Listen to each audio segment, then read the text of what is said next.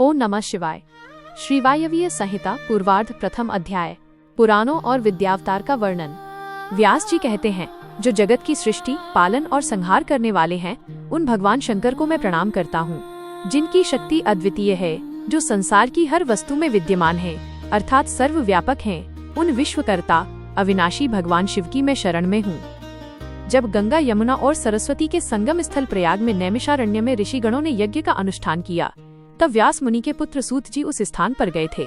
उन्हें वहां देखकर मुनि प्रसन्न हो गए। उन्हें यथा योग्य आसन पर बैठाकर उनका सत्कार और पूजन किया। ऋषिगण बोले, हे सर्वज्ञ सूत जी, आप महर्षि व्यास जी के शिष्य होने के कारण सब कथाओं और रहस्यों को जानते हैं। हम पर कृपा करके हमें भी दिव्य कथा सुनाइए। ऋषिगण की प्रार्थना सुनकर सूत जी ने मन ही मन भगवान शिव एवं देवी पार्वती का स्मरण किया। फिर बोले, हे ऋषिगण, अब मैं आपको पुराणों के प्रकट होने का वृत्तांत सुनाता हूँ।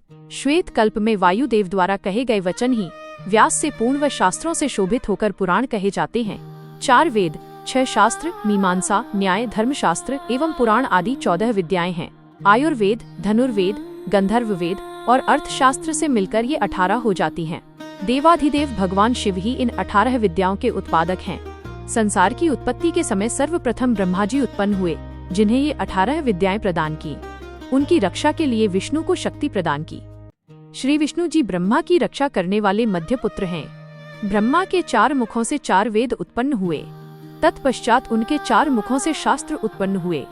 ब्रह्मा जी के मुख से उत्पन्न हुए इन शास्त्रों को पढ़ना अत्यंत कठिन है, इसलिए मनुष्य गणों को वेदों और शास्त्रों का ज्ञान प्रदान करने हेतु भगवान शिव की कृपा से द्वापर युग में श्री हरि विष्णु के रूप में व्यास जी अवतरित हुए। उन्होंने द्वैपायन नाम से द्वापर में जन्म लिया और वेद व्यास नाम से जग प्रसिद्ध हुए। उन्होंने सभी पुराणों की रचना की। संक्षेप में उन्होंने 4 लाख श्लोकों की रचना की। ब्रह्म, पद्म, विष्णु, शिव, भागवत, भविष्य, नारद, मार्कंडेय, अग्नि, ब्रह्म वैवर्त, लिंग, वराह, वामन, कूर्म, मत्स्य, गरुड़, ब्रह्मांड, स्कंद आदि कुल 18 पुराण हैं। शिव पुराण के धर्म तथा विधि के अनुसार पूजन एवं आराधना से सब मनुष्य तथा देवताओं को शिवलोक की प्राप्ति होती है। दूसरा अध्याय। ब्रह्मा जी से मुनियों का प्रश्न पूछना। सूत जी बोले, हे ऋषियों, वराह कल्प में ऋषि गणों के मध्य विवाद छिड़ गया कि परब्रह्म कौन है। जब इस बात का निर्णय न हो सका, तब सब ब्रह्मा जी के पास गए। उन्होंने ब्रह्मा जी को प्रणाम करके उनकी स्तुति आरंभ कर दी।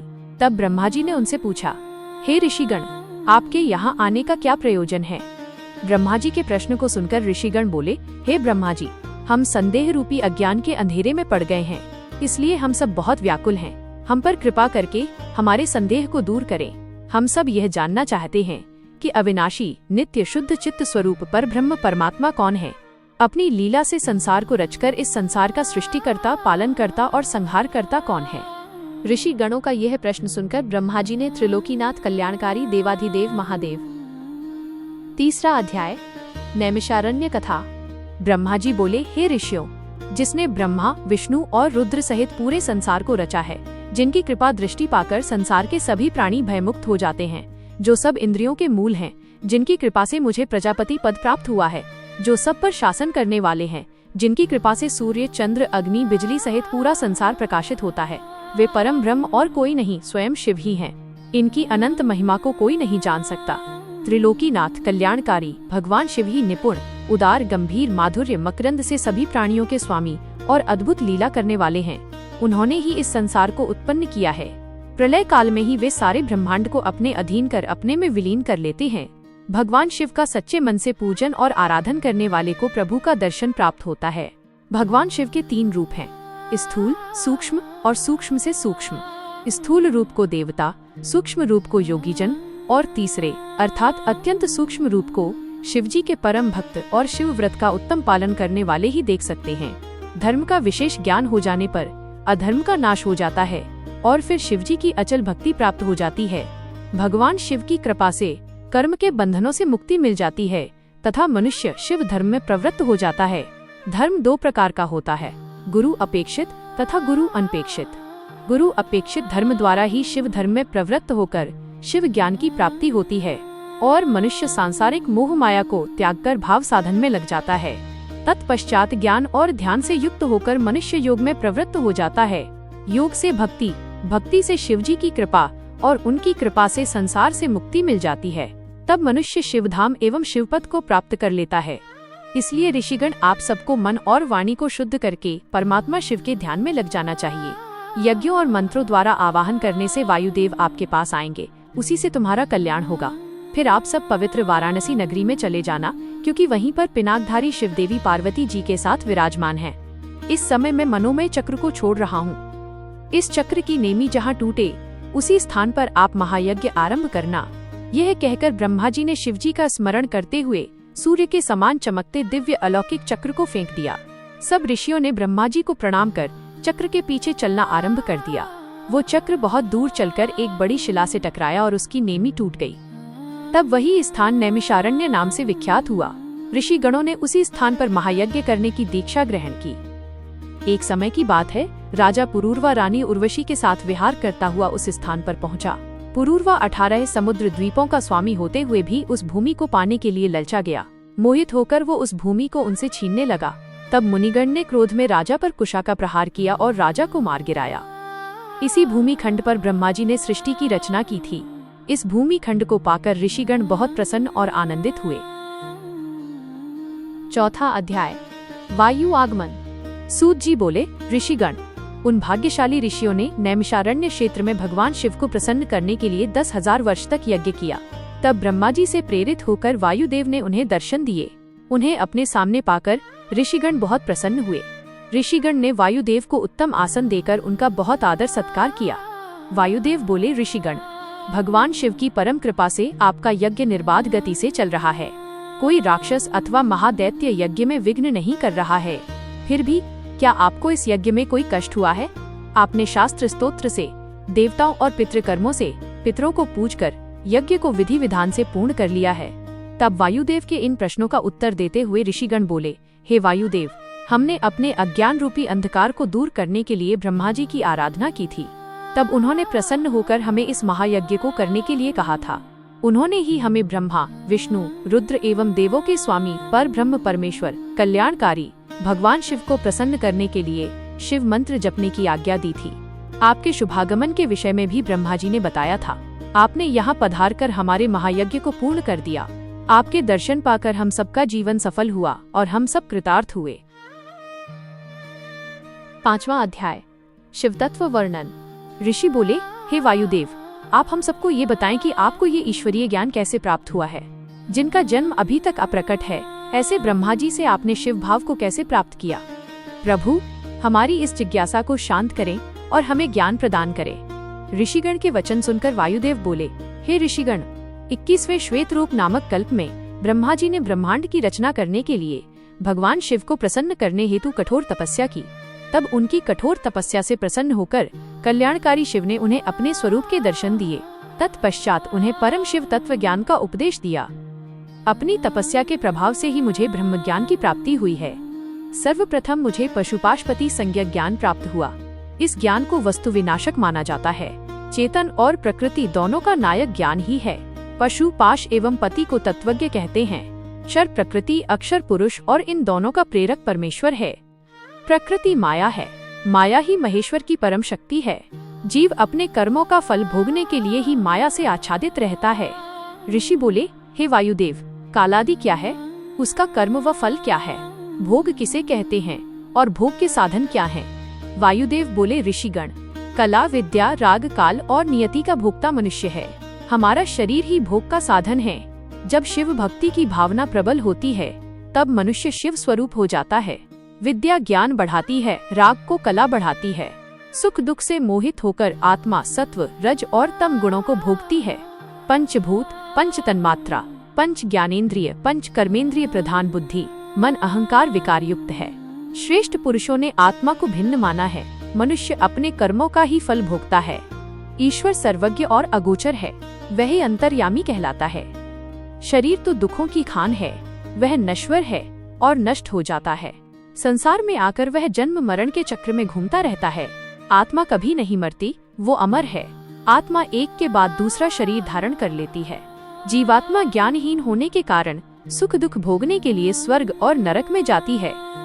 छठवां अध्याय, शिव तत्व ज्ञान वर्णन। ऋषि बोले, हे वासुदेव, पशु और पाश के स्वामी कौन हैं? तब ऋषिगणों का प्रश्न सुनकर वायुदेव बोले, हे ऋषियों, पशु और पाश के निवारक परमेश्वर हैं। परमेश्वर सर्वव्यापक है, उसने ही संसार का निर्माण किया है।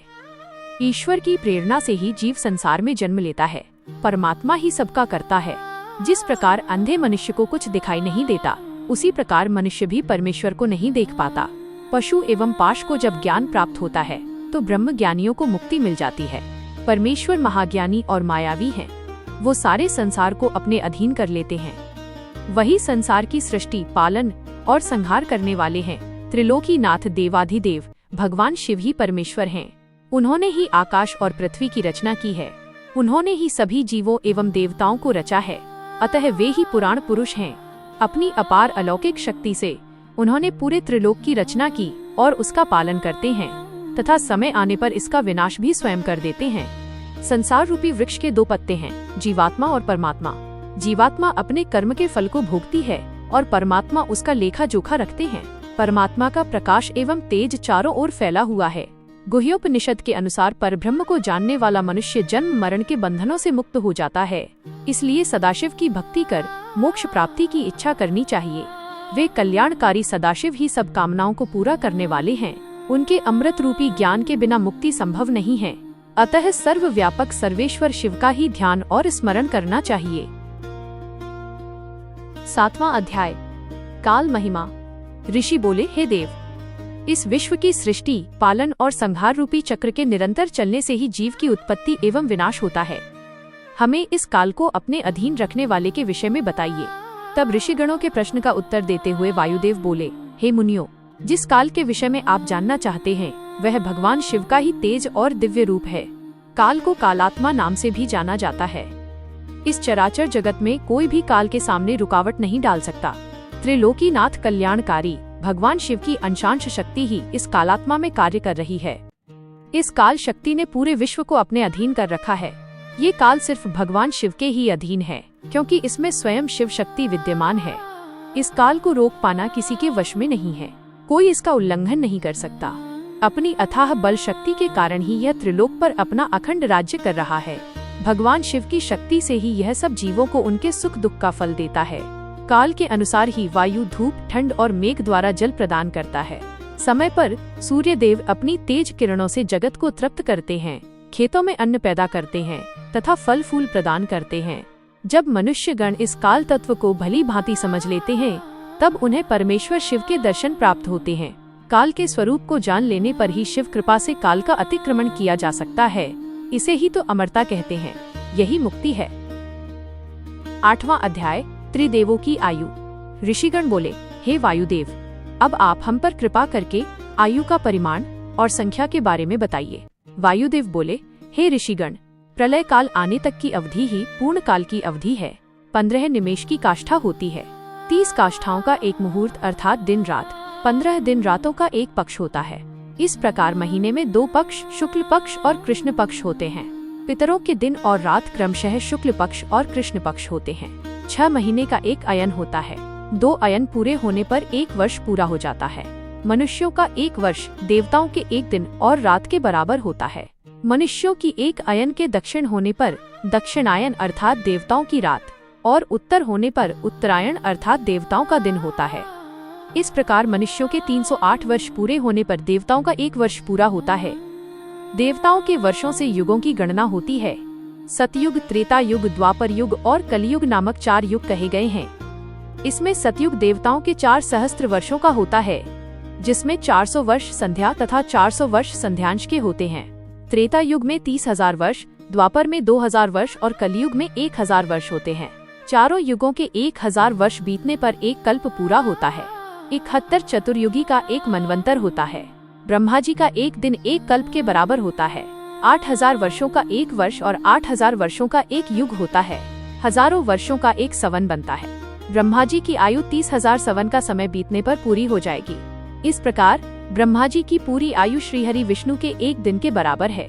श्रीहरि विष्णु की आयु रुद्र के एक दिन के बराबर मानी गई है। रुद्र की आयु पूरी होने पर ही काल की गणना पूरी होती है। त्रिलोकीनाथ भगवान शिव की कृपा से ही 5,40,000 वर्षों की उनकी आयु में सृष्टि का आरंभ से अंत हो जाता है। परंतु भगवान शिव अविनाशी हैं। काल उनको अपने वश में नहीं कर सकता। ईश्वर का एक दिन सृष्टि की उत्पत्ति तथा रात उसका संहार होती है। 9वां अध्याय, प्रलयकर्ता का वर्णन।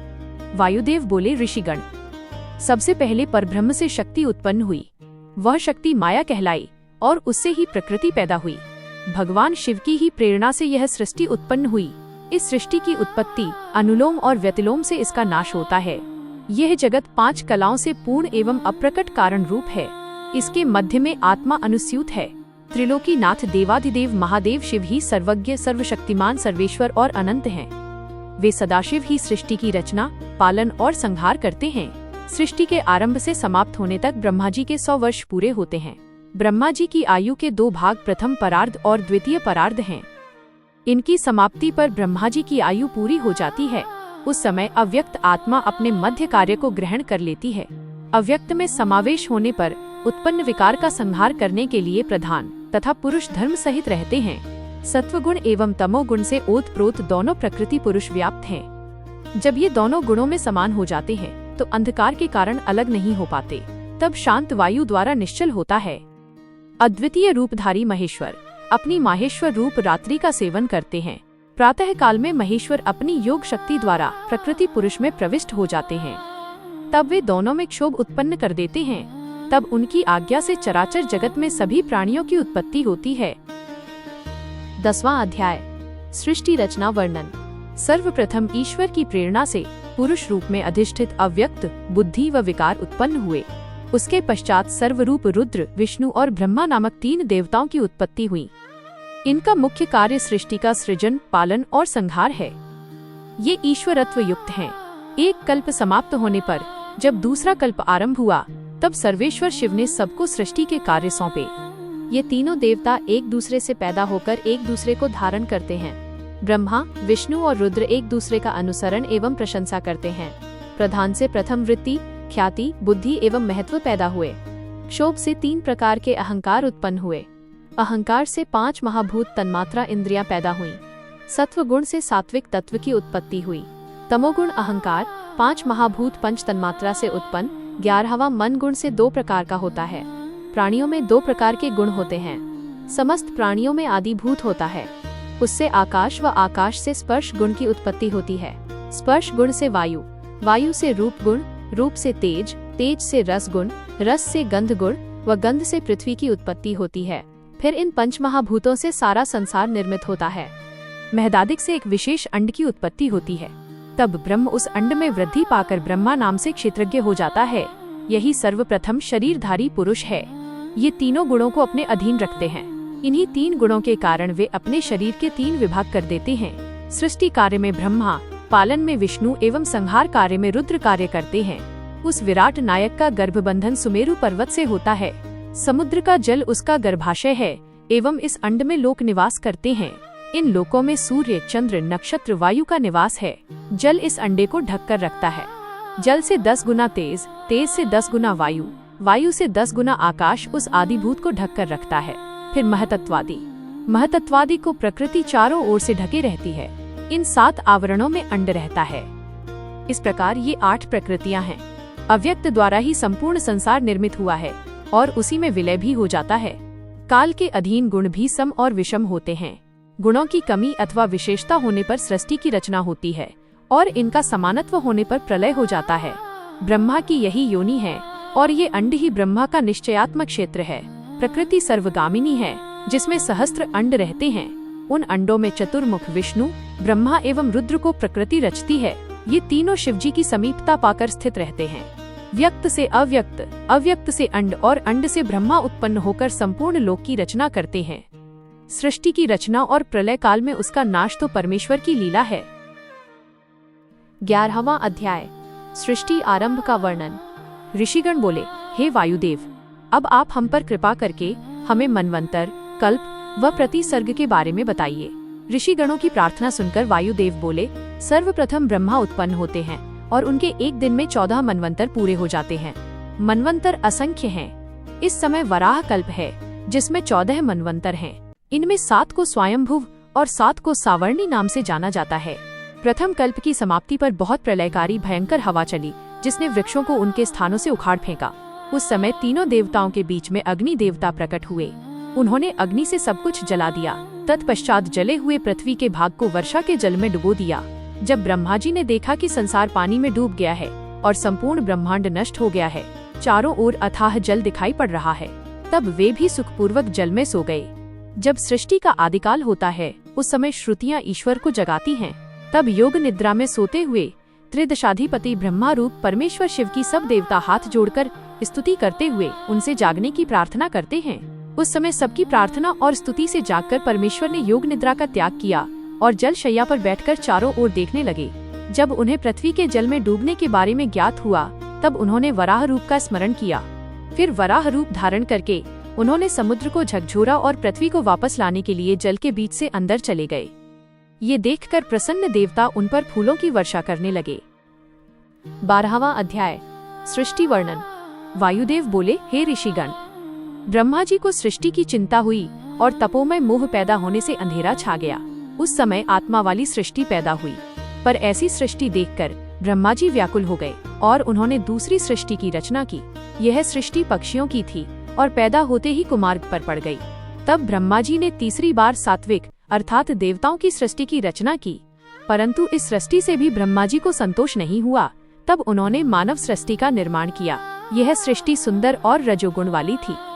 ब्रह्मा जी द्वारा रचित प्रथम सृष्टि महत, दूसरी भूत सृष्टि, तीसरी वैकारिक इंद्रिय प्राकृतिक सृष्टि कहलाई, चौथी सृष्टि मुख्य, पांचवी तिर्यक स्रोत, छठी ऊर्ध्व स्रोत से देव सृष्टि, सातवीं मानव सृष्टि, आठवीं सृष्टि अनुग्रह वाली, नौवीं कुमार सृष्टि कहलाई।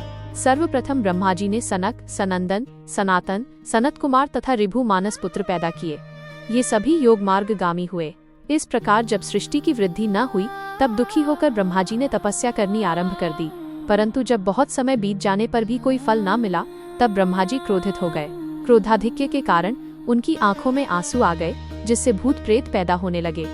ये सब देखकर दुखी ब्रह्मा जी ने देह त्याग दी। तब ब्रह्मा जी को प्रसन्न करने हेतु भगवान रुद्र उनके मुख से पैदा हुए। भगवान रुद्र ने अपने शरीर से 11 स्वरूप पैदा कर दिए और उन्हें प्रजा रचने की आज्ञा दी। यह सुनकर सभी रुद्र रोते हुए वहां से भागने लगे। तत्पश्चात महेश्वर ने ब्रह्मा जी को पुनर्जीवित कर दिया। ब्रह्मा जी ने रुद्र से प्रश्न पूछा कि आप कौन हैं? तब रुद्र बोले, मैं ही पर ब्रह्म परमेश्वर हूँ और तुम्हारी इस सृष्टि में तुम्हारे पुत्र के रूप में जन्मा हूँ। अब आप अपनी इस सृष्टि की रचना को पूर्ण कीजिए। ये सुनकर ब्रह्मा जी बहुत प्रसन्न हुए। वे शिव नामाष्टक का जाप करते हुए रुद्र की स्तुति करने लगे और प्रार्थना करने लगे कि सृष्टि निर्माण के कार्य में आप मेरे सहायक बने। जब रुद्रदेव ने अपनी सहमति दे दी, तब ब्रह्मा जी ने अपने मन में मरीचि आदि 12 पुत्र पैदा किए। इनमें देवताओं और क्रियात्मक महर्षियों के 12 वंश मिले। तत्पश्चात ब्रह्मा के मुख से देवता, गले से पितर, जांघों से दैत्य, गर्भ से मानव, उपस्थेंद्रिय से राक्षस पैदा हुए। ये निशाचर राक्षस बलवान थे। फिर यक्ष, भूत और गंधर्व की उत्पत्ति हुई। ब्रह्मा जी की दोनों काखों से पक्षी, वक्ष से अन्य पक्षी, मुख से बकरी, पांव से घोड़े, हाथी, शलभ, मृग, ऊंट, खच्चर, नेवले आदि ने जन्म लिया। ब्रह्मा जी के पूर्व मुख से गायत्री, दक्षिण मुख से यजुर्वेद, पश्चिम मुख से सामवेद, उत्तर मुख से अथर्ववेद की उत्पत्ति हुई। फिर देह द्वारा इनके अनेक भेद हो गए और ये अपने काम में लग गए। सब अपने कर्मों के अनुसार जन्म मृत्यु के चक्र में पड़कर फल भोगने लगे। सभी प्राणियों के कर्मों के अनुसार उन्हें सुख, दुख, धन, आय, व्यय, संपत्ति आदि की प्राप्ति होती है। युग और समय के अनुसार ही प्राणियों के गुण, कर्म व स्वभाव होते हैं। 13वां अध्याय, ब्रह्मा विष्णु की सृष्टि का वर्णन। ऋषि बोले, हे वायुदेव, सृष्टि का आरंभ होने पर पहले महेश्वर ब्रह्मा और विष्णु को उत्पन्न करते हैं, फिर अपनी लीला के अनुसार संसार की रचना करते हैं, फिर प्रलय आने पर सबका विनाश कर देते हैं। इस अनुसार तो महेश्वर ही सर्वशक्तिमान हैं। फिर वे ब्रह्मा जी के पुत्र किस प्रकार हो सकते हैं? कृपा कर हमारे इस संदेह को दूर कीजिए। ऋषियों के वचन सुनकर वायुदेव बोले, हे मुनियों, महेश्वर ने इस सृष्टि के निर्माण, पालन और संहार के लिए ब्रह्मा, विष्णु और रुद्र को उत्पन्न किया। यह सब तो उनकी लीलाएं हैं, जो कि विभिन्न कल्पों में बदलती रहती हैं। किसी कल्प में ब्रह्मा विष्णु और रुद्र को उत्पन्न करते हैं, तो किसी में विष्णु ब्रह्मा और रुद्र को प्रकट करते हैं। किसी कल्प में तीनों एक दूसरे को प्रकट करते हैं। मेघ वाहन कल्प में श्रीहरि विष्णु ने मेघ रूप में 10,000 वर्षों तक पृथ्वी को धारण किए रखा। तब प्रसन्न होकर महेश्वर ने विष्णु जी को अक्षय शक्ति प्रदान की। यह देखकर ब्रह्मा जी के मन में ईर्ष्या उत्पन्न हो गई। उन्होंने विष्णु जी को वहां से भेज दिया और स्वयं भगवान महेश्वर की शरण में पहुंच गए। महेश्वर को प्रणाम करके उनकी स्तुति करने लगे और बोले, प्रभु, आपने ही अपने वाम अंग से विष्णु और दक्षिण अंग से मुझ ब्रह्मा को पैदा किया है, फिर हम दोनों शक्ति और सामर्थ्य में भिन्न क्यों हैं? क्या विष्णु मुझसे अधिक आपके भक्त हैं? भगवान, कृपा कर इस अंतर को दूर करें। ब्रह्मा जी की प्रार्थना और स्तुति से प्रसन्न होकर महेश्वर ने उन्हें विष्णु जी के समान शक्ति प्रदान कर दी। प्रसन्न होकर ब्रह्मा जी विष्णु जी के पास पहुँचे। उस समय विष्णु जी क्षीर सागर में योग निद्रा में शयन कर रहे थे। ब्रह्मा जी ने उन्हें योग निद्रा से जगाने का बहुत प्रयत्न किया, परंतु वे न जागे। तब क्रोधित होकर ब्रह्मा जी विष्णु जी की शैया में चढ़कर उन्हें अपनी छाती से लगाने लगे। उसी समय विष्णु जी वहां से अंतर्ध्यान हो गए। जब लक्ष्मी जी को विष्णु जी कहीं न दिखाई दिए तो वे भी अंतर्ध्यान हो गईं। तब ब्रह्मा जी की भ्रुकुटियों के मध्य से विष्णु जी प्रकट हो गए और फिर उनमें द्वंद्व युद्ध होने लगा। यह सब भगवान शिव भी बिना प्रकट हुए देखने लगे, परंतु जब ब्रह्मा विष्णु का युद्ध किसी भी तरह समाप्त नहीं हुआ तब वे उन दोनों के मध्य प्रकट हो गए। शिवजी की कृपा से उन दोनों के क्रोध का निवारण हो गया। 14वां अध्याय, रुद्र की उत्पत्ति। वायुदेव बोले, हे ऋषिगण, जब ब्रह्मा जी ने विभिन्न कल्पों में ये देखा कि मेरे द्वारा रचित इस सृष्टि का विकास नहीं हो रहा है, अर्थात वह बढ़ नहीं रही है, तब वे बहुत दुखी हुए। तब उनका दुख मिटाने के लिए महेश्वर की इच्छा से काल स्वरूप रुद्र भगवान ब्रह्मा के पुत्र के रूप में जन्मे। ब्रह्मा जी की प्रार्थना पर उन्होंने ब्रह्मा जी द्वारा रचित इस सृष्टि का विस्तार करना चाहा। ऐसा सोचकर रुद्रदेव ने अपने जटाधारी स्वरूप जैसे अनेक रुद्र प्रकट कर दिए। वे संख्या में अधिक होने के कारण पूरे विश्व पर छा गए। वे सभी रूप में बहुत भयानक थे। इन भयानक स्वरूप वाले रुद्रों का रूप देखकर ब्रह्मा जी बहुत चिंतित हो गए और हाथ जोड़कर महेश्वर से बोले, हे देवाधिदेव, ये आप क्या कर रहे हैं? हमें भयानक सृष्टि की रचना नहीं करनी है, हमें तो साधारण प्रजा की रचना करनी है, जो पैदा होती रहे और मरती भी रहे। ब्रह्मा जी के इन वचनों को सुनकर त्रिलोकीनाथ भगवान शिव हंसने लगे और बोले, ब्रह्मा जी, मैं तो ऐसी ही सृष्टि की रचना कर सकता हूँ। यदि तुम्हें ये नापसंद है तो तुम स्वयं अपनी इच्छा के अनुसार प्रजा की रचना करो।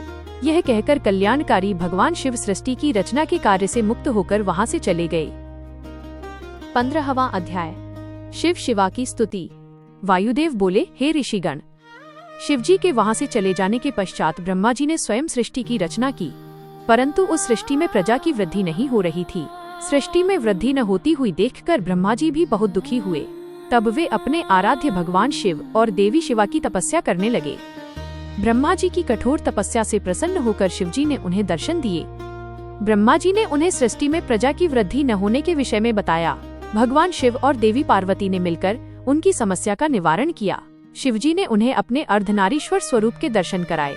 भगवान शिव के अर्धनारीश्वर स्वरूप के दर्शन कर ब्रह्मा जी की प्रसन्नता का कोई ठिकाना न रहा। वे हाथ जोड़कर भगवान शिव शिवा की स्तुति करने लगे। ब्रह्मा जी बोले, हे देवाधिदेव भगवान शिव, हे जगदम्बा माँ पार्वती, आप अमोघ लीलाएं करने वाले हैं। आपका वैभव निराला है। मैं आपकी शरण में आया हूँ। कृपा कर मुझ दीन पर अपनी कृपा दृष्टि करें। इस प्रकार ब्रह्मा जी भगवान शिव शिवा की अनेक स्तोत्रों से स्तुति करने लगे।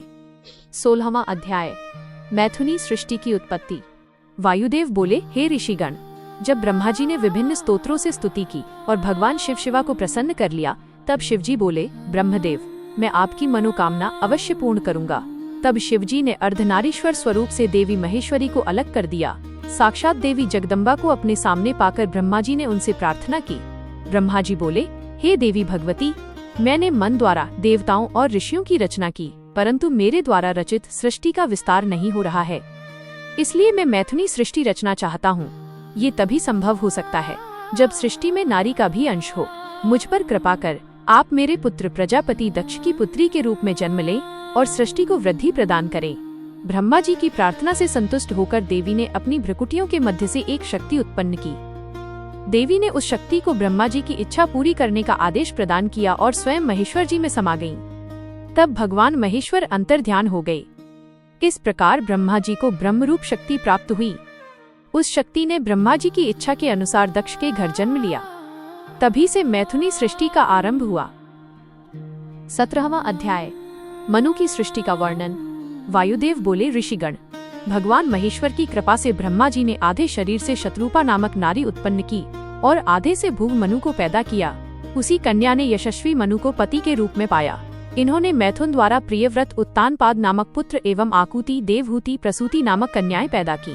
आकुति और रुचि के दक्षिण और यज्ञपुरुष नामक 2 पुत्र पैदा हुए और प्रसूति व दक्ष की 24 कन्याएं हुईं, जिनमें 13 कन्याओं का विवाह धर्म के साथ हुआ तथा अन्य का विवाह दशा, भृगु, मरीचि, अंगिरा, पुलह, क्रतु, पुलस्त्य, अत्रि, वशिष्ठ एवं अग्नि के साथ हुआ। ऊर्जा 3 पितरों को समर्पित हुई। धर्म को 13 पुत्रों की प्राप्ति हुई।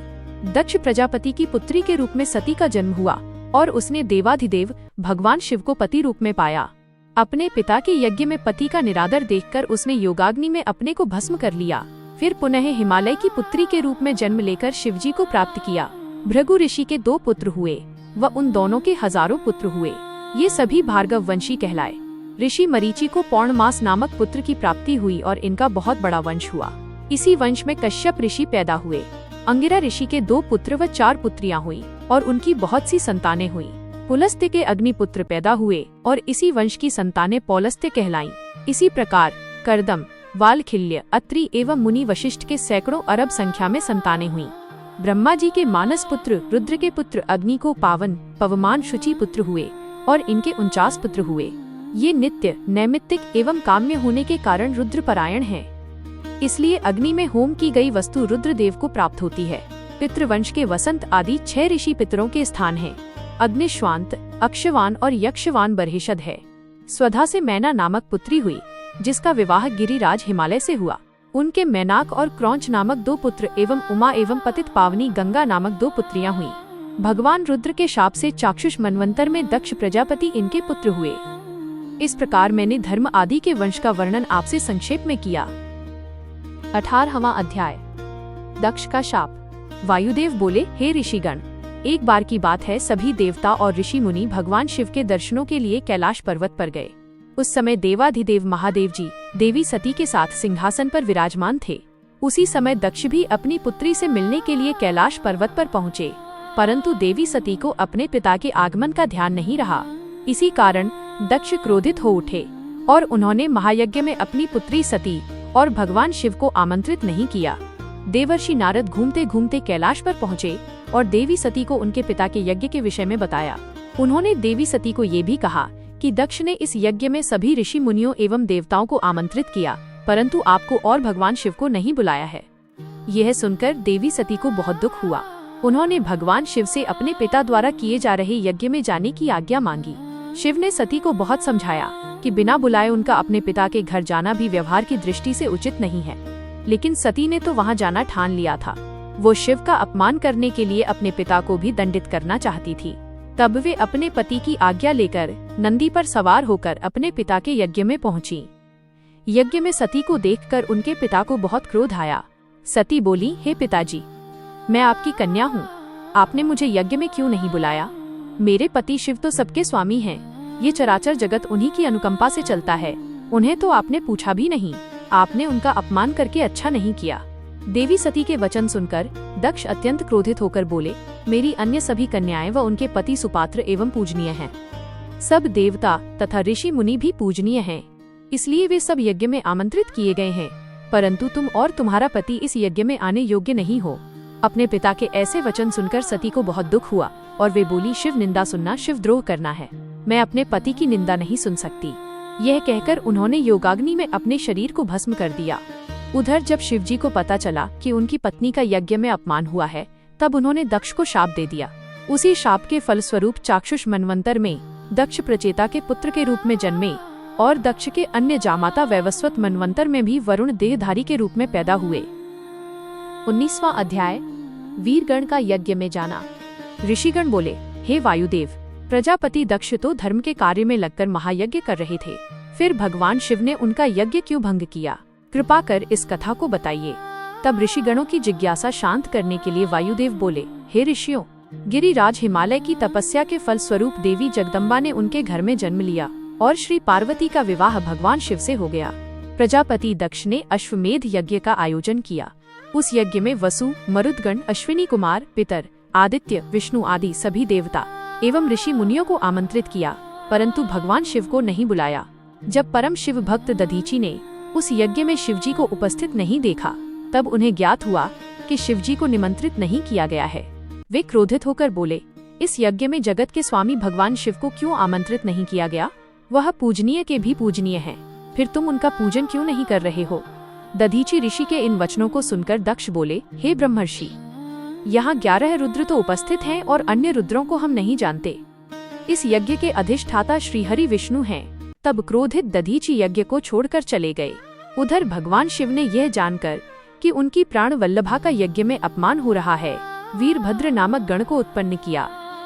वीरभद्र हाथ जोड़कर शिवजी को प्रणाम करके उनकी स्तुति करते हुए बोला, हे देवाधिदेव, मेरे लिए क्या आज्ञा है?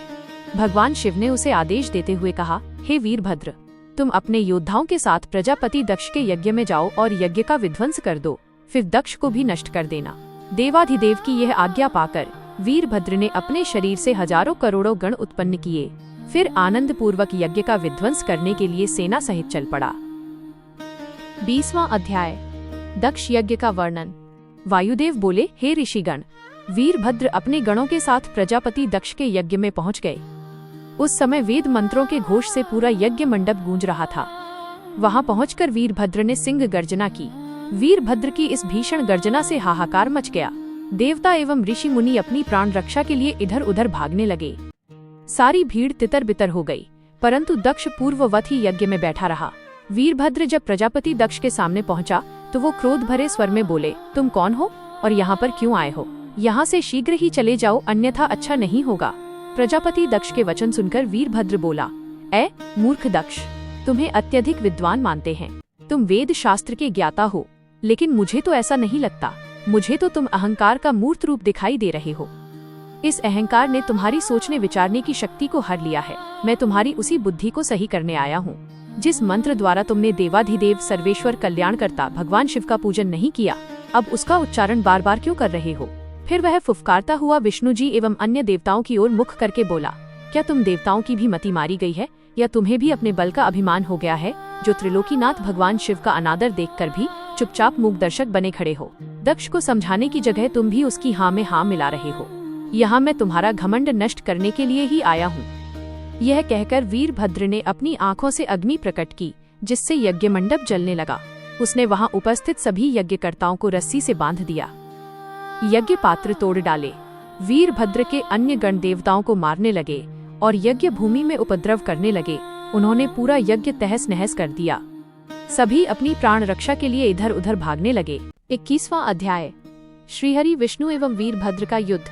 वायुदेव बोले, हे मुनियों, वीरभद्र एवं उनके गणों का उपद्रव देखकर सभी देवता भयभीत होकर इधर उधर भागने लगे, परंतु वीरभद्र का संकेत समझकर उनके गणों ने सभी को चारों ओर से घेर लिया। सब भागने में असमर्थ थे। वीरभद्र हाथों में त्रिशूल लेकर सब देवताओं पर प्रहार कर रहे थे। वीरभद्र ने सरस्वती की नासिका, अदिति का हाथ, अग्नि की बाहु, भगदेव की आंखें, पूषा के दांत तोड़कर घायल कर दिया। इस प्रकार का दृश्य देखकर सभी भयभीत थे। दक्ष ने श्रीहरि विष्णु से यज्ञ की रक्षा करने की प्रार्थना की। तब भगवान विष्णु वीरभद्र के साथ युद्ध करने के लिए आगे आए। तभी वीरभद्र के सामने एक दिव्य रथ आ गया। उसी समय शंख बजने लगे। युद्ध का आरंभ होने पर सब देवता एवं ऋषिगण वहां वीरभद्र और श्रीहरि विष्णु का युद्ध देखने लगे। श्रीहरि ने शार्ंग धनुष पर बाण चढ़ाकर वीरभद्र पर प्रहार किया, तो वीरभद्र ने भी अपने धनुष पर टंकार की। दोनों ओर से भयानक बाण वर्षा होने लगी। वीरभद्र द्वारा चलाए गए एक भयानक तीर ने श्रीहरि विष्णु को मूर्छित कर दिया। वे पृथ्वी पर गिर पड़े। कुछ देर पश्चात होश में आने पर वे पुनः युद्ध करने लगे। वीरभद्र ने विष्णु जी के सभी वारों को बेकार कर दिया। फिर विष्णु जी व उनके वाहन गरुड़ को भी घायल कर दिया। तब क्रोधित होकर विष्णु जी ने सुदर्शन चक्र उठा लिया और उसे वीरभद्र पर चलाया, परंतु शिवजी की कृपा से वो चल ही नहीं पाया। 22वां अध्याय, देवताओं पर शिव कृपा। तत्पश्चात वीरभद्र के अन्य गणों ने भी सभी देवताओं को बंदी बना लिया। तब ब्रह्मा जी वीरभद्र से प्रार्थना करने लगे कि वे देवताओं को दंड न दें। तब वीरभद्र उन सब देवताओं को बांधकर शिवजी के पास ले गए। शिवजी के समक्ष पहुंचकर श्री विष्णु बोले, हे देवाधिदेव, आप सत्वगुण, रजोगुण और तमोगुण के स्वामी हैं, सब विद्याओं के भंडार हैं और अभिमानियों के अभिमान का नाश करने वाले हैं। आप ही दुखियों के दुखों को दूर करने वाले हैं। ब्रह्मा जी बोले, हे कृपा निधान, आपके भक्त वीरभद्र ने दक्ष का यज्ञ पूरा तहस नहस कर दिया है। उसने अनेक देवताओं को घायल कर दिया है। वीरभद्र ने प्रजापति दक्ष को भी मार दिया है। प्रभु, हम सब हाथ जोड़कर आपकी शरण में आए हैं, हम सब पर कृपा करें, हमारे दुखों को दूर करें, हमारे अपराध को कृपा करके क्षमा करिए। ब्रह्मा जी की इस प्रार्थना को सुनकर शिवजी ने उन पर कृपा की। शिवजी ने दक्ष के सिर पर बकरे का सिर लगाकर उसे पुनर्जीवित कर दिया। जीवित होने पर दक्ष शिवजी से क्षमा याचना करने लगा और उनकी स्तुति करने लगा। तत्पश्चात त्रिलोकीनाथ शिव की कृपा से सभी देवताओं के सारे घाव सही हो गए और जो देवगण मर गए थे वे पुनर्जीवित हो गए। सब देवता सर्वेश्वर शिव की महिमा का गान करते हुए वापस लौट गए। 23वां अध्याय, मंदराचल पर निवास। वायुदेव बोले, हे ऋषिगण, एक बार की बात है, मंदराचल पर्वत ने शिवजी को प्रसन्न करने के लिए कठोर तपस्या की। प्रसन्न होकर भगवान शिव ने देवी पार्वती सहित वहां निवास किया। उस समय मंदराचल पर्वत अनेक मणियों से चमकता हुआ अनेक गुफाओं से शोभायमान हो रहा था। शिवजी पार्वती जी के साथ वहां अनेक लीलाएं रचने लगे। इस तरह बहुत समय बीत गया। दूसरी ओर संसार में प्रजा का विकास तेजी से हो रहा था। उसी समय शुंभ और निशुंभ नाम के दो दानवों ने ब्रह्मा जी की कठोर तपस्या करके उनसे अजय रहने का वर मांग लिया था।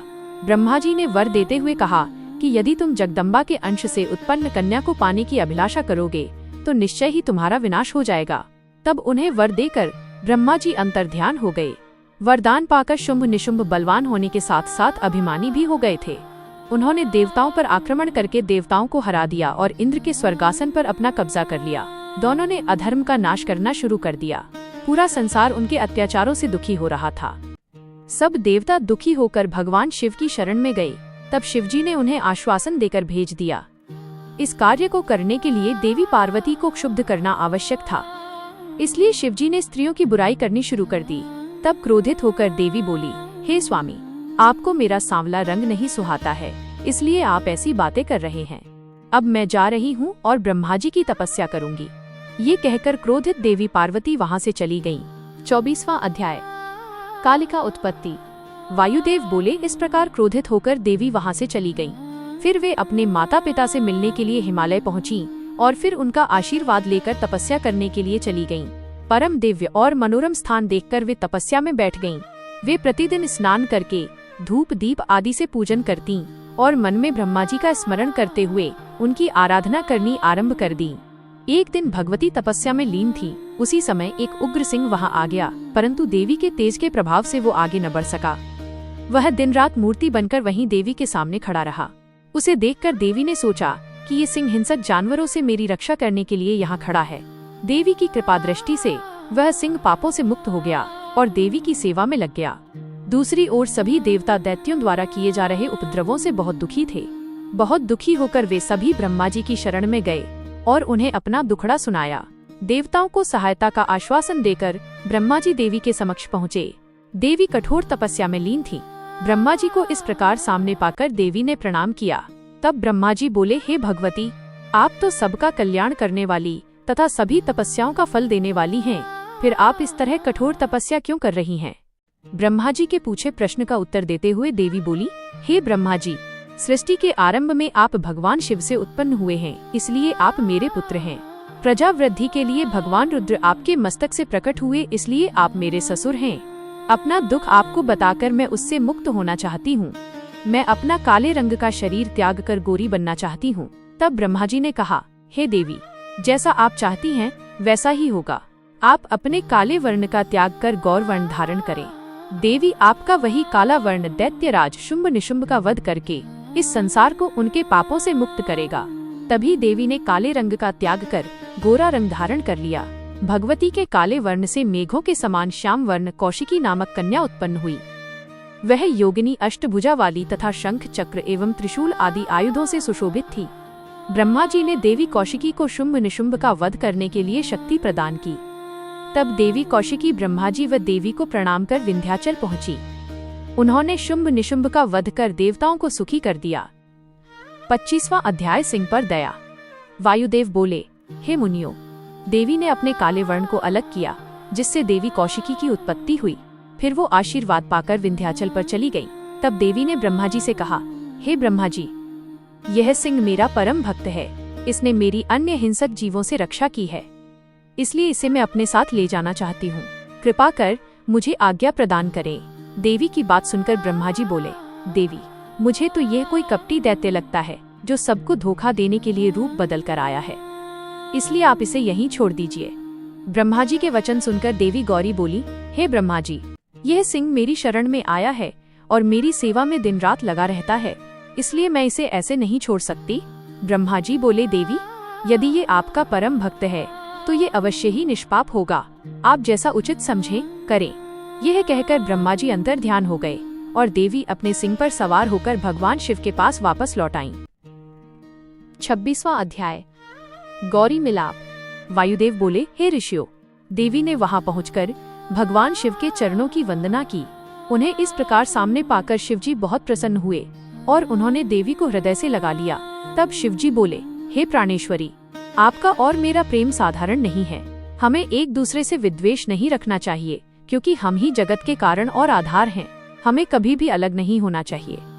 देवी, मुझे आपका रूप बहुत प्रिय है।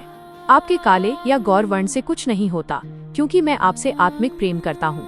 अपने स्वामी भगवान शिव के ये वचन सुनकर देवी बोली, हे देवाधिदेव, आपकी कृपा से मैंने अपने श्याम वर्ण से देवी कौशिकी को उत्पन्न किया, जिसने अपने बल और पराक्रम से शुंभ और निशुंभ नामक महादैत्यों का संहार किया है। उसकी आराधना से मनुष्यों को तुरंत फल की प्राप्ति होगी तथा देवता भी उसकी पूजा किया करेंगे।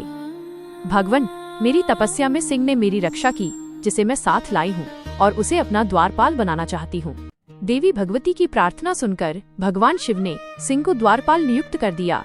देवी ने सुंदर वस्त्र आभूषणों से श्रृंगार करके अपने स्वामी के समीप आसन ग्रहण किया। वे भगवान शिव के साथ ऐसी सुशोभित हो रही थीं, मानो आभा चंद्र के सौंदर्य को निखार रही हो और संध्या ने सूर्य का आलिंगन कर लिया हो। 27वां अध्याय, सोम अमृत अग्नि का ज्ञान। वायुदेव बोले, हे ऋषिगणों, भगवान शिव का रूप तेजयुक्त होने के कारण अग्नि समान है और देवी गौरी का रूप शांत अमृत के समान चंद्र रूप है। शांतमय इस तेज में अमृत ही अमृत है। यह विद्या एवं फल रस सभी प्राणियों में विद्यमान है। सूर्य रूप और अग्नि रूप के कारण तेज दो प्रकार का होता है। जल रूप और सोम रूप के कारण रस वृद्धि दो प्रकार की होती है। विद्युत रूप वाला तेज है और मधुरता रस है। तेज और रस सभी चराचर जीवों में होता है। अमृत की उत्पत्ति अग्नि से होती है, इसलिए सुख की कामना के लिए अग्नि में अमृत की आहुति दी जाती है। हवि के लिए अन्न होता है और अन्न वृद्धि के लिए वर्षा होती है, तभी हवि वृद्धि देने वाली कही जाती है। अग्नि तथा अमृत संसार को धारण किए हैं। अग्नि जलकर सोम रूपी अमृत तक पहुंचाती है, इसलिए कालाग्नि नीचे जलाई जाती है और ऊपर से शक्ति सोम में अमृत टपकाती है। संसार के नीचे शक्ति है और ऊपर सदाशिव विद्यमान है। ये दोनों ही संसार को चलाने वाले हैं। एक बार इसी अग्नि ने संसार को जलाकर भस्म कर दिया था, इसलिए यह भस्म अग्निवीर्य कहलाई। इस भस्म में अग्नि मंत्र बोलकर स्नान करने वाला मनुष्य सांसारिक बंधनों से शीघ्र ही मुक्त हो जाता है। 28वां अध्याय, 6 मार्गों का वर्णन। वायुदेव बोले, हे ऋषिगण, भगवान शिव और देवी पार्वती का रूप प्राकृतिक एवं मूर्त दो प्रकार का है। स्थूल चिंता रहित और सूक्ष्म चिंता सहित है। सब कार्यों को पूर्ण करने की शक्ति प्रकृति के पास है। इसे परमा देवी कुंडलिनी माया कहा जाता है। ये 6 मार्गों वाली है, जिनमें 3 शब्द हैं और 3 उनके अर्थ हैं। ये परा प्रकृति के भेद हैं। सांख्य योग सब कलाओं में परिपूर्ण है। 6 भागों में विभक्त यह पराशक्ति भाव सत्व और शिव तत्व से व्याप्त है। शक्ति से आरंभ करके पृथ्वी तक सभी शिव तत्व से ही उत्पन्न हुए हैं। जिस प्रकार घड़ा मिट्टी से बना होता है, उसी प्रकार हर वस्तु का निर्माण शिव तत्व से हुआ है। 5 तत्वों से शुद्ध होने पर प्राण शिव तत्व के उत्तम स्थान को पा लेता है। विद्या कला से विश्वेश्वर की शुद्धि होती है। ऊर्ध्व मार्ग से शांति कला शुद्ध होती है। संसार का आधार रूप होकर जो शक्ति, आज्ञा, परा, शैवी, चित्र रूपा परमेश्वरी देवी है, उसे त्रिलोकीनाथ भगवान शिव ने संपूर्ण जगत में स्थिर कर रखा है। भगवान शिव पुरुष हैं और शक्ति स्त्री हैं। ये दोनों परस्पर पति पत्नी हैं, परंतु कई विद्वान इन्हें एक रूप ही मानते हैं। पराशक्ति शिवजी की आज्ञा से 3 गुण वाली है और कार्य के भेद 3 प्रकार के होते हुए 6 मार्ग में विभक्त हो जाते हैं। ये शब्द व अर्थ रूप हैं तथा पूरे संसार में व्याप्त हैं। 29वां अध्याय, महेश्वर के सगुण और निर्गुण भेद। ऋषि बोले, हे वायुदेव, भगवान शिव तो अत्यंत अद्भुत लीलाएं रचने वाले हैं। शिव शक्ति की क्रीड़ा प्रकृति का खेल है। सभी देवता, दानव और मनुष्य देवाधिदेव महादेव की कृपा के वश हैं, जबकि वे स्वच्छंद और वैभव संपन्न हैं। भगवान शिव तो सर्वेश्वर हैं। ये कला रहित निर्गुण है तो कला सहित सगुण है। ब्रह्मा से लेकर मनुष्य और दानव आदि सभी अपने कर्मों के अधीन हैं। सब जन्म लेते हैं और सबकी मृत्यु निश्चित है। भगवान शिव सब पर कृपा करने वाले तथा दुष्टों को उनके दुष्कर्मों का दंड देने वाले हैं। अपराध के कारण ही ब्रह्मा जी का 5वां सिर काटा गया था। श्रीहरि विष्णु को पैरों के नीचे दबाया गया था। शिवजी की आज्ञा पाकर शिव निंदा करने वाले प्रजापति दक्ष को वीरभद्र ने दंड दिया था। कामदेव भी शिव क्रोध के कारण भस्म हुए। भगवान शिव और देवी पार्वती ने मिलकर अनेक लीलाएं रची। भगवान शिव ने लोक कल्याण के लिए पतित पावनी श्री गंगा जी को अपनी जटाओं में धारण किया। देवाधिदेव महादेव और देवी को एक दिव्य रूप बालक की प्राप्ति हुई। उसे पाकर शिवजी और पार्वती बहुत प्रसन्न हुए, परंतु देवेंद्र की प्रार्थना करने पर अपने पुत्र को महादैत्य तारकासुर के साथ युद्ध करने भेज दिया। शिव पार्वती ने पुत्र को आशीर्वाद देते हुए क्रौंची मैमिनी नामक अमोघ शक्ति प्रदान की। अपने माता पिता के आशीर्वाद से बालक ने तारकासुर का वध कर दिया। अपने परम भक्त ब्रह्मचारी मार्कंडेय जी को अकाल मृत्यु से बचाकर चिरंजीव बना दिया। परमात्मा शिव सगुण और निर्गुण दोनों स्वरूप वाले हैं। 30वां अध्याय ज्ञानोपदेश। वायुदेव बोले, हे मुनियों, सज्जनों को सिर्फ भगवान शिव से ही प्रीति रखनी चाहिए, किसी अन्य से नहीं। भगवान शिव तो सर्वज्ञाता हैं। उनका अनादर करने वाले मनुष्य को संसार में कहीं भी सुख प्राप्त नहीं हो सकता। हम परमात्मा की साकार व निराकार मूर्ति दोनों की आराधना करते हैं, परंतु निराकार मूर्ति का ध्यान नहीं किया जा सकता, इसलिए शिव मूर्ति उसका साकार शिव रूप है।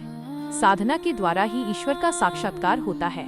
मूर्ति का चेतन रूप परमात्मा है, जो अगाध श्रद्धा भाव से प्रसन्न होकर दर्शन देने वाले हैं। आत्मा को सांसारिक मोह माया से शिव तत्व ही मुक्त कराता है। सुख दुख तो कर्मों का फल है। ज्ञान द्वारा ही इंद्रियों का निग्रह होता है तथा भक्ति द्वारा सिद्धि प्राप्त होती है। आराधना साहस में वृद्धि करती है। ईश्वर की इच्छा को सर्वोच्च माना गया है और सभी को उसी मार्ग का अनुसरण करना चाहिए। श्रेष्ठ कार्य करना हमारा कर्तव्य है। हमें अपने आराध्य का सदा पूजन करना चाहिए। त्रिलोकीनाथ कल्याणकारी भगवान शिव के संयोग से आत्मा शुद्ध हो जाती है। अज्ञानी भगवान शिव की भक्ति करके अपनी आत्मा के अंधकार को दूर करते हैं। भगवान शिव की प्रेम रूपी लौ मनुष्य को शिवरूप कर देती है। क्षमा, चतुरता, मित्रता के संयोग से मानसिक वृत्ति गण और दोष का कारण होती है। संसार से मुक्ति की कामना करने वाले अनुग्रह को अपनाते हैं। भगवान शिव अपने भक्तों पर सदा कृपा करते हैं। वे अपने भक्तों की सभी कामनाओं को पूरा करते हैं। जीव इस संसार में परतंत्र होकर अनेक दुखों को भोगता है, परंतु शिवजी की कृपा से ही वह स्वतंत्र हो जाता है। जीवात्मा तो अजर अमर है। सुकर्म और कुकर्म दो प्रकार के कार्य हैं, जो जीवन को श्रेष्ठ या निकृष्ट बनाते हैं। माया मोह में फंसकर प्राणी हिरण की तरह इधर उधर भटकता रहता है। शरीर में सबसे ऊपर परमात्मा, मध्य में अंतरात्मा और अधोभाग में आत्मा का निवास होता है। इसी प्रकार भगवान शिव सबसे ऊपर, मध्य में ब्रह्मा और नीचे श्रीहरि विष्णु का निवास है।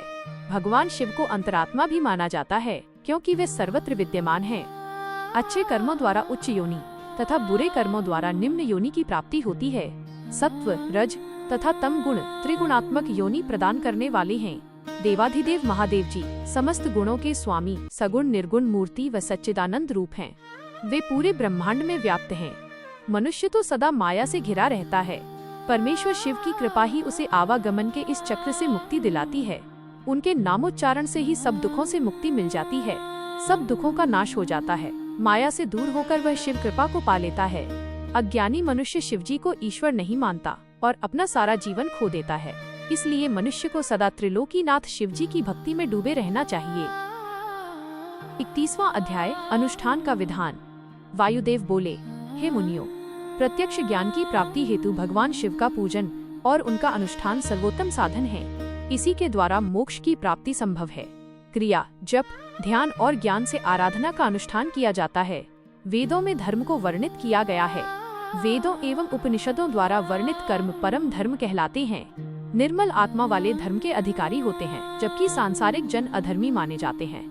शिवशास्त्र श्रुति और स्मृति दो प्रकार के हैं। श्रुति में पाशुपत व्रत का परम ज्ञान वर्णित है।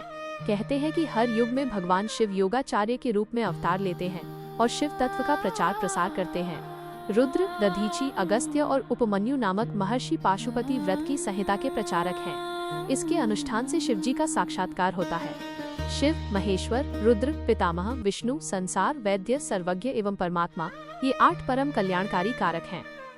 शिव तत्व का परम ज्ञान रखने वाले ज्ञानी और विद्वान पुरुष कहते हैं कि संपूर्ण मंगलमय गुणों के आधार व सबके स्वामी सदाशिव कहलाते हैं। प्रकृति व पुरुष इनके अधीन हैं। वे दुखों और दुखों के कारणों का नाश करने वाले हैं। भव रोग को दूर करने हेतु औषधि प्रदान करने वाले संसार के वैद्य भगवान शिव ही हैं। उन्हें संसार की हर अवस्था का ज्ञान है, इसलिए सर्वज्ञ कहलाते हैं। भगवान शिव के 8 नाम हैं, जिनकी निवृत्ति का कलात्मक ग्रंथि विभेदन करके गुणों के अनुसार आवृत्ति करें। हृदय, कंठ, तालु, भ्रकुटियों के बीच ब्रह्मरंध्र के साथ 8 रूपों की पुरी को छेद कर सुषुम्ना नाड़ी द्वारा आत्मा का लय करके अपने वमन का संहार करें। उसे शक्ति रूपी अमृत से सींचकर भगवान शिव के चरणों का ध्यान करें। नाभि के मध्य में शिव जी के 8 नाम धारण करें व 8 आहुतियां दें। फिर पूर्णाहुति देकर प्रणाम कर 8 फूल चढ़ाएं। फिर अपनी आत्मा शिव जी को समर्पित करें। इस क्रिया द्वारा परम ज्ञान की प्राप्ति होती है। 32वां अध्याय, पाशुपत व्रत का रहस्य। वायुदेव बोले, हे ऋषिगणों, पाशुपत व्रत को चैत्र मास की पूर्णिमा को करना चाहिए। त्रयोदशी को गुरु पूजन कर उनसे आज्ञा लेकर स्नान कर श्वेत वस्त्र, यज्ञोपवीत, चंदन माला धारण करें तथा कुश आसन पर उत्तर की ओर मुख करके बैठें। हाथ में कुशा लेकर 3 बार प्राणायाम करें और भगवान शिव और देवी पार्वती का ध्यान करें। इच्छानुसार व्रत करने की अवधि का संकल्प लें। विधि पूर्वक हवन हेतु अग्नि स्थापना कर उसमें समिधा और चरु की आहुतियां देने से सारे पाप नष्ट हो जाते हैं। हवन के मंत्र बोलकर हवन करें। गोबर का गोला बनाकर हवन की अग्नि में डालें। चतुर्दशी को भी इसी तरह पूजन करें, परंतु भोजन न खाएं। पूर्णिमा के दिन वैसे ही पूजन करें तथा रुद्राग्नि को बुझा दें और भस्म को धारण करें। फिर स्नान करते समय पैर धोकर आचमन करें। अग्नि इत्यादि 6 मंत्र बोलें। ओम शिव का जाप करते हुए भस्म धारण करें। त्र्यायुष जमदग्नि मंत्र का जाप करते हुए मस्तक पर त्रिपुंड लगाएं। ऐसा करने से मनुष्य पशुत्व से मुक्त हो जाता है। सोने का अष्टबल का आसन बनाएं। धन न होने पर कमलासन बनाकर उस पर पंचमुख शिवलिंग की स्थापना करें। आवाहन, आसन, पाद्य, अर्घ्य, आचमन कराकर दूध, दही, शर्करा, जल, मधु आदि पंचामृत से स्नान कराएं। फिर रोली, चंदन, पुष्प, धूप, दीप नैवेद्य चढ़ाएं और कमल एवं बेलपत्र से शिव पूजन करें। तत्पश्चात गणपति, गणेश, स्वामी कार्तिकेय, ब्रह्मा एवं शिवजी की 8 मूर्तियों का पूजन करें। फिर सभी अस्त्रों सहित अनुचरों, दिक्पाल, मरीचि एवं ब्रह्मा जी के मानस पुत्रों व गुरुजनों का पूजन करें। दूध व फल ग्रहण करें। भोजन न करें। भूमि पर ही सोएं। आर्द्रा नक्षत्र, पूर्णमासी, अमावस्या, चतुर्दशी एवं अष्टमी को उपवास करें। व्रत के समय अहिंसा व्रत रखें तथा दान करें। तीनों काल में स्नान कर भस्म धारण करें। यदि संभव हो तो वैशाख में हीरे, जेठ में मरकत, आषाढ़ में आसोज गोमेद मणि व मोतियों का, श्रावण में नीलम का, भादो में पद्मराग मणि का, कार्तिक में मूंगे, मंगसिर में वैदूर्य मणि, पौष में पुखराज, माघ में सूर्यकांत मणि, फाल्गुन में चंद्रकांत मणि, चैत्र में रत्न और स्वर्ण का लिंग बनवाएं। धन न होने पर पत्थर या मिट्टी का शिवलिंग भी बनाकर विधि विधान के अनुसार पूजन करने के पश्चात पंचाक्षर मंत्रों का जाप कर विसर्जन करें। 33वां अध्याय, उपमन्यु की भक्ति। ऋषि गणों ने वायुदेव से पूछा, हे वायुदेव, आप हमें भगवान शिव के परम भक्त उपमन्यु की भक्ति के विषय में बताइए। वायुदेव बोले, हे मुनियों, उपमन्यु बचपन से ही परम तपस्वी हुए हैं। उपमन्यु परम तपस्वी व्याघ्रपाद मुनि के पुत्र थे। भगवान शिव की परम भक्ति के कारण ही इन्हें शिवपुत्र कार्तिकेय एवं गणेश के समान शास्त्रों एवं ज्ञान की प्राप्ति हुई। उपमन्यु अभी छोटे बच्चे थे। उनकी माँ उनके पीने के लिए दूध का प्रबंध भी नहीं कर पाती थी। एक दिन जब उपमन्यु दूध पीने के लिए हठ करने लगे तो माँ ने भुने पिसे अनाज का आटा घोल कर दिया। उपमन्यु ने उसे पीने से मना कर दिया। वो जान चुका था कि उसकी माँ दूध के नाम पर जो दे रही है वो दूध नहीं है। उपमन्यु ने कहा, यह दूध नहीं है माँ, मुझे दूध चाहिए, मैं दूध ही पीऊंगा। अपने पुत्र की बातें सुनकर माता की आंखों में आंसू आ गए और वो बोली, पुत्र, शिव भक्ति के बिना किसी भी वस्तु की प्राप्ति नहीं होती। इस संसार में सब कुछ उन्हीं की इच्छा से होता है। भला हम वनों में रहने वालों को दूध कहाँ से मिलेगा? तुम रोना बंद करो, इससे मुझे दुख पहुँचता है। तब अपनी माता के इस प्रकार के वचनों को सुनकर वो बालक उपमन्यु बोला, माते, मैं शिवजी को प्रसन्न करके ही दूध प्राप्त करूंगा। तब माता बोली, बेटा, भगवान शिव तो सर्वत्र विद्यमान हैं। वे ओम नमः शिवाय मंत्र द्वारा प्रसन्न होते हैं। माता ने समझाकर उपमन्यु को शांत कर दिया, परंतु बालक का जिज्ञासु मन शांत न हुआ। उसने अपने मन में शिवजी के दर्शन करने का निश्चय कर लिया था। उस रात जब वो अपनी माता के साथ सोया हुआ था, तभी उसकी आंख खुली और उसे लगा जैसे शिवजी उसे बुला रहे हैं। वो रात को ही घर से निकल गया। बालक और नमः शिवाय का जाप करता हुआ वनों में चला गया। उसे न तो वन में भटक जाने का भय था, न ही किसी हिंसक पशु द्वारा खा लिए जाने की चिंता थी। उसके मन में तो उस समय सिर्फ और सिर्फ भगवान शिव के साक्षात्कार का ही संकल्प था। चलते चलते ही रास्ते में उसे एक शिवालय दिखाई दिया। बालक उपमन्यु ने शिवालय में प्रवेश किया और ओम नमः शिवाय का जाप करते हुए शिवजी की मूर्ति से लिपट गया। मूर्ति से लिपटकर वह रोता रहा। इस प्रकार 3 दिन बीत गए। बालक बेहोशी में भी मंत्र का जाप करता रहा। एक पिशाच ने उस बालक को बेहोश देखा तो वो अपनी भूख शांत करने के लिए उसे उठा ले गया, परंतु शिव कृपा से एक सांप ने आकर पिशाच को डस लिया। जब वो होश में आया तो अपने को शिव मूर्ति के सामने न पाकर वो दुखी हुआ। 34वां अध्याय। उपमन्यु की कथा। वायुदेव बोले, हे ऋषिगणों, बालक उपमन्यु रोते हुए भगवान शिव को ढूंढने लगा। उस समय वह भूख और प्यास से व्याकुल था।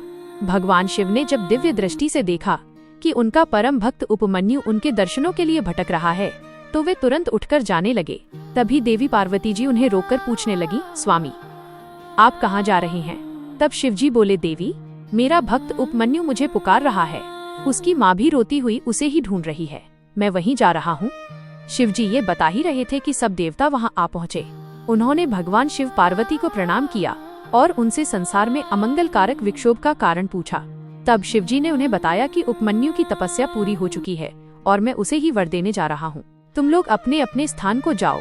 यह कहकर शिवजी देवराज इंद्र का रूप धारण करके ऐरावत हाथी पर सवार होकर बालक उपमन्यु के पास गए। उपमन्यु ने हाथ जोड़कर देवेंद्र को प्रणाम किया। तब इंद्र के रूप में शिवजी बोले, बालक, हम तुम्हारे तप से प्रसन्न हैं। मांगो, क्या मांगना चाहते हो? उपमन्यु बोला, हे देवेंद्र, आप मुझे भगवान शिव में भक्ति और श्रद्धा प्रदान कीजिए। यह सुनकर इंद्र रूपी शिव जानबूझकर अपनी निंदा करने लगे। ये सुनकर बालक उपमन्यु को क्रोध आ गया और उसने उन्हें उसी वक्त वहां से चले जाने के लिए कहा। उपमन्यु की शिव भक्ति से प्रसन्न होकर शिवजी ने उसे साक्षात दर्शन दिए। शिवजी को सामने पाकर उपमन्यु उनके चरणों में गिर पड़ा और उनकी स्तुति करने लगा। तब उसे गोद में लेकर शिवजी बोले, उपमन्यु, मैं तुम्हारी भक्ति से बहुत प्रसन्न हूँ।